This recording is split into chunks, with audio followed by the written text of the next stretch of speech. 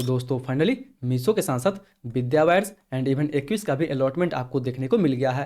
And वैसे तो दोस्तों हम लोग विद्या वायर्स एंड एक्विस के लिस्टिंग डे स्ट्रेटजी के बारे में ऑलरेडी डिस्कशन कर चुके हैं, बट आज के इस वीडियो में हम लोग बात करेंगे मीशो आईपीओ के लिस्टिंग डे स्ट्रेटजी के बारे में। जी हाँ दोस्तों, विद्या वायर्स एंड इवन एक्विस के तुलना में मीशो का अलॉटमेंट बहुत लोगों को मिला हुआ है। एंड इसीलिए दोस्तों सबके मन में बस एक ही कन्फ्यूजन है कि आखिर उन्हें इस आईपीओ में लिस्टिंग के दिन कैसी स्ट्रेटजी बनानी चाहिए। हालांकि दोस्तों आप तो जानते ही हैं कि फिलहाल मार्केट में काफ़ी गिरावट देखने को मिल रहा है, इसलिए बहुत लोग इस आईपीओ की लिस्टिंग को लेकर बहुत ही कन्फ्यूजन में हैं कि आखिर उन्हें इस आईपीओ को होल्ड करनी चाहिए, सेल करनी चाहिए, या फिर इस आईपीओ में जिनको अलॉटमेंट नहीं मिला हुआ है उन्हें फ्रेश एंट्री बनानी चाहिए। तो सेम कन्फ्यूजन दोस्तों अगर आपके मन में है तो ये वीडियो बिल्कुल आपके लिए है, क्योंकि इस वीडियो में हम लोग मीशो के लिस्टिंग डे स्ट्रेटजी के बारे में एकदम से डिटेल में डिस्कशन करने वाले हैं। एंड एट द एंड आपको पता लग जाएगा कि क्या आपको इस आईपीओ को होल्ड करनी चाहिए, सेल करनी चाहिए, या फिर इस आईपीओ में आपको फ्रेश एंट्री बनानी चाहिए।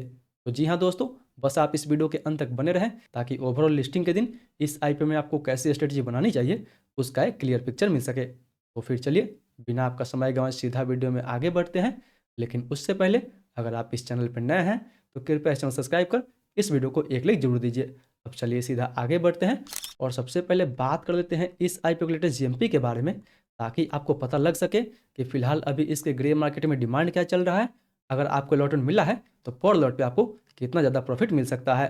तो अगर बात करें दोस्तों इसके ग्रे मार्केट डिमांड के बारे में, तो फिलहाल इसके ग्रे मार्केट में लगभग 35% से लेकर 40% के आसपास डिमांड देखने को मिल रहा है। हालांकि दोस्तों ग्रे मार्केट में डिमांड ऊपर नीचे होते रहता है, इसलिए फिलहाल इसके ग्रे मार्केट में 35 से 40% के आसपास अभी डिमांड बना हुआ है। यानी 35 से 40% के हिसाब से देखा जाए तो कहीं ना कहीं इस आईपीओ में आपको लगभग 5500 से लेकर 6000 के आसपास तक प्रॉफिट देखने को मिल सकता है पर लॉट पे।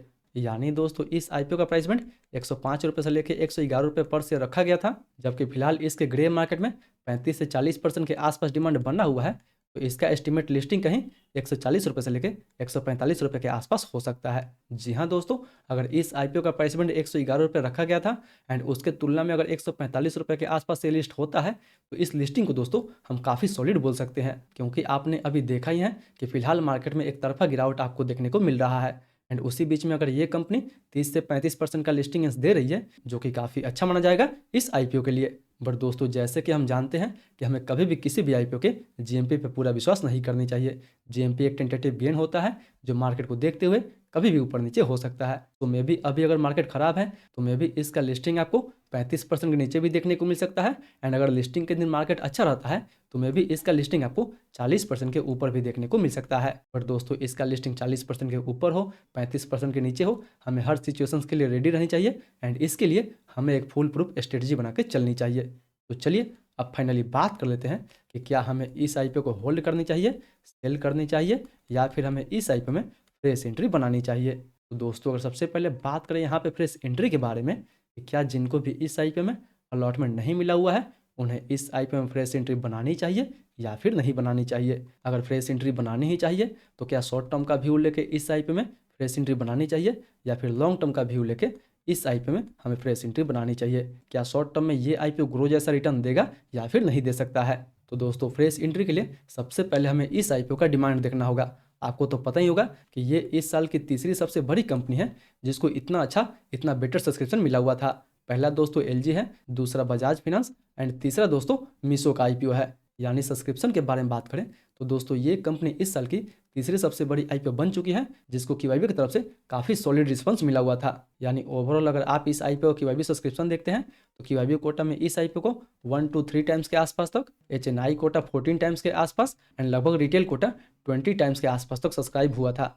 यानी अगर टोटल देखा जाए तो दोस्तों टोटल इस आईपीओ को लगभग 82 टाइम्स के आसपास तक सब्सक्रिप्शन मिला हुआ था। यानी इस आईपीओ का टोटल इशू साइज 5421 करोड़ के आसपास है, जिसमें क्यूआईबी का कोटा 75% के आसपास था, एचएनआई का कोटा 15% के आसपास, एंड रिटेल का कोटा इवन दोस्तों 10% के आसपास ही रखा गया था।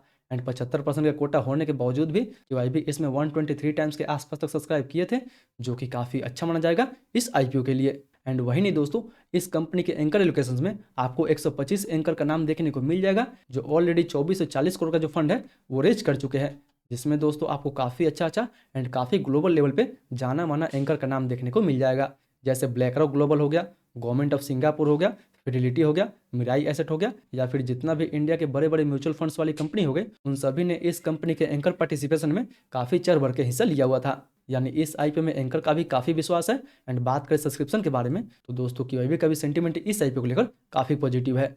इसलिए अगर इन सारे ट्रिगर फैक्टर को देखते हुए बात करें इसके टारगेट के बारे में कि आखिर हम इसमें शॉर्ट टर्म के लिए एंट्री बनाएं, तो आखिर हमारा टारगेट क्या होनी चाहिए। तो फिलहाल दोस्तों अगर ये 145 रुपये के आसपास लिस्ट होता है एंड लगभग 150 के आसपास क्रॉस करता है, तो इजीली ये लगभग 190-195 के आसपास तक जाने का कोशिश करेगा। जी हाँ दोस्तों, आपको तो याद ही होगा कि बहुत सारा अभी स्टार्टअप्स का आईपीओ आया हुआ था। अभी रिसेंटली अर्बन का आईपीओ आया हुआ था, जो लिस्टिंग के बाद तो ठीक ठाक चला हुआ था, उसके बाद उसमें हमें गिरावट देखने को मिला हुआ था। एलजी का भी सेम वही रहा, पाइन लैब्स का वही रहा, लेंसकार्ट का वही रहा, एंड इवन ग्रो का बात करें तो ग्रो ने तो हमें काफ़ी अच्छा खासा रिटर्न बना के दिया हुआ था। सेम का डिमांड ऐसे ही था एंड काफ़ी अच्छा खासा सब में हमें लिस्टिंग के बाद भी ठीक ठाक प्रॉफिट देखने को मिला हुआ था। हालांकि सब में बाद में गिरावट भी देखने को मिला हुआ था, बट लिस्टिंग के कुछ दिन तक काफ़ी अच्छा खासा सारे स्टॉक्स में हमें प्रॉफिट मिला था। इसीलिए अगर ये भी स्टॉक्स लिस्टिंग के बाद ठीक ठाक चलता है, तो इस आईपीओ में भी हमें ठीक ठाक गेन देखने को मिल सकता है। क्योंकि फिलहाल इस आईपीओ का ग्रे मार्केट में भी काफ़ी अच्छा खासा डिमांड बना हुआ है एंड इसका सब्सक्रिप्शन तो आप देख ही सकते हैं। हालांकि दोस्तों ये कंपनी अभी फिलहाल एक लॉस मेकिंग कंपनी है, इसलिए इसमें लॉन्ग टर्म के लिए ना जाके शॉर्ट टर्म के लिए ये जो आईपीओ है वो ठीक ठाक रहने वाला है। अगर small cap and mid cap यहाँ से बाउंस बैक करता है, तो मे बी नियर टर्म में ये जो आईपीओ है वो ठीक ठाक गेन हमें दे सकता है। वहीं अब बात करें कि क्या जिनको भी इस आईपीओ का अलॉटमेंट मिला हुआ है, उन्हें इस आईपीओ को होल्ड करनी चाहिए या फिर सेल करनी चाहिए। तो दोस्तों जैसे कि अभी फिलहाल मार्केट में डिमांड है, उस हिसाब से लग रहा है कि ये जो आईपीओ है लिस्टिंग के बाद भी काफ़ी अच्छा सा हमें रिटर्न बना के दे सकता है। क्योंकि दोस्तों एक तो इस कंपनी का डिमांड ज़्यादा है एंड ई कॉमर्स में ये जो कंपनी है वो फर्स्ट मूवर कंपनी है। यानी मार्केट में और भी कंपनी है, फ्लिपकार्ट, अमेजन, मिंत्रा या फिर शॉपिफाई, बट उनमें से ये कंपनी पहली है जो मार्केट में लिस्ट होने जा रही है। इसलिए इस कंपनी को फर्स्ट मूवर का एडवांटेज मिल सकता है। मे भी ये कंपनी अच्छा चले तो काफ़ी अच्छा खासा चल सकती है। इसीलिए दोस्तों अगर आप इस आईपीओ को होल्ड करना चाहते हैं, तो मे बी ये कंपनी जहां लिस्ट हो रही है उसी का स्टॉप लॉस लगा के आप इस आईपीओ को शॉर्ट टर्म के लिए होल्ड कर सकते हैं। शॉर्ट टर्म में अगर ये अच्छा चलता है तब तो आपको ठीक ठाक गेन देखने को मिल सकता है, बट अगर ये अपने लिस्टिंग प्राइस को भी होल्ड नहीं कर पाता है, तब तो हमें इस आईपीओ से एग्जिट लेनी चाहिए। बट वहीं बात करें दोस्तों कि क्या हमें इस आईपीओ को सेल करनी चाहिए या फिर नहीं करनी चाहिए, तो जी हाँ, अगर आपको इस आईपीओ में ठीक ठाक 35 से 40% के आसपास गेन मिल रहा है, तो दोस्तों अगर आप चाहें तो इस आईपीओ को सेल भी कर सकते हैं। क्योंकि बहुत लोग ऐसे होते हैं जो हर आईपीओ में केवल लिस्टिंग गेंस के लिए पैसा लगाते हैं। तो अगर उनमें से भी आप एक हैं कि आप केवल लिस्टिंग गेंस के लिए पैसा लगाते हैं, तो जी हाँ, बिल्कुल आप इस आईपीओ को सेल कर सकते हैं। क्योंकि इस वीक मार्केट में अगर 40% के आसपास भी आपको लिस्टिंग गेंस मिल रहा है, जो कि काफ़ी अच्छा माना जाएगा। इसलिए जिनको भी इस आईपीओ का अलॉटमेंट मिला है, उनके लिए बेस्ट स्ट्रेटजी होगा या तो आप इसमें पूरा बुक करें पहले, या फिर आप पार्शियल प्रॉफिट बुक कर सकते हैं। जिनको होल्ड करना है वो लिस्टिंग प्राइस को ही स्टॉप लॉस मान के इस आईपीओ को चाहे तो होल्ड कर सकते हैं। जैसा मार्केट का कंडीशन होगा उस हिसाब से इनका लिस्टिंग हमें देखने को मिल सकता है। बट याद रहे दोस्तों कि कोई भी डिसीजन ले अपना रिस्क एंड अपना रिस्क लगाने के बाद ही ले। बाकी बात दोस्तों याद रहे कि लिस्टिंग के दिन आपको कोई भी डिसीजन जल्दीबाजी में नहीं बनानी है। 10 दिसंबर को 3 आईपीओ लिस्ट होने वाला है, तो सबसे पहले प्री आईपीओ सेशन में तीनों आईपीओ के डिमांड को एंड सप्लाई को देखना है। उसके बाद ही आपको इस आईपीओ में कोई भी डिसीजन लेना है। एंड हाँ, अगर आप भी हमारे साथ मिलकर इस आईपीओ के प्री आईपीओ सेशन में अच्छे से इन सभी आईपीओ को एनालिसिस करना चाहते हैं, तो मेक श्योर कि आप हमारे टेलीग्राम ग्रुप से जुड़ सकते हैं, जिसका लिंक भी नीचे डिस्क्रिप्शन बॉक्स में दिया गया है।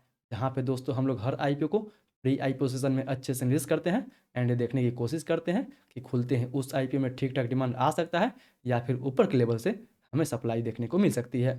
बाकी बात दोस्तों, ये तो था मेरा पूरा listing day strategy in IPO को लेकर। आपका क्या स्ट्रेटजी है? आपको अलॉटमेंट मिला है या फिर नहीं मिला है? आप इस आईपीओ को होल्ड करने वाले हैं, सेल करने वाले हैं या फिर फ्रेश एंट्री करने वाले हैं? वो भी हमें नीचे कमेंट करके जरूर बताएं। फिर मिलते हैं अगले वीडियो में। तब तक दोस्तों आपने एक्विस का विद्या वायर्स का लिस्टिंग डे स्ट्रेटजी वाला वीडियो नहीं देखे हैं, तो ऊपर इन दोनों वीडियो को टैप करके इन दोनों का लिस्टिंग डे स्ट्रेटजी वीडियो देख सकते हैं।